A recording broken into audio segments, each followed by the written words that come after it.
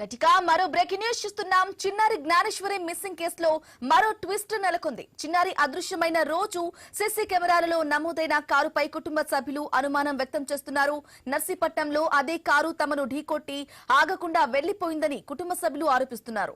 ఇక అనుమానాస్పదంగా సంచరించిన కారుపై దర్యాప్తు జరపాలని పోలీసులకు విజ్ఞప్తి చేశారు కుటుంబ సభ్యులు. చిన్నారి అదృశ్యానికి ఆ కారుకు సంబంధం ఉండొచ్చని కుటుంబ సభ్యులు అనుమానం వ్యక్తం చేస్తున్నారు. ఈ కేసులో పోలీసులు అన్ని కోణాల్లో దర్యాప్తు కొనసాగిస్తున్నారు.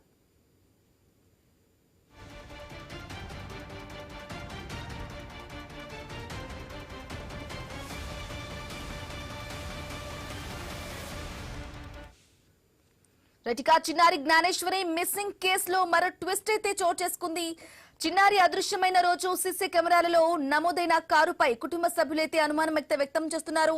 అయితే నర్సీపట్నంలో అదే కారు తమను ఢీకొట్టి ఆగకుండా వెళ్లిపోయిందని కుటుంబ సభ్యులైతే ఆరోపిస్తున్నారు. అయితే అనుమానాస్పదంగా సంచరించిన కారుపై దర్యాప్తు జరపాలని పోలీసులకు విజ్ఞప్తి చేశారు కుటుంబ సభ్యులు. చిన్నారి అదృశ్యానికి ఆ కారుకు కూడా సంబంధం ఉండొచ్చని కుటుంబ సభ్యులు అనుమానం వ్యక్తం చేస్తున్నారు.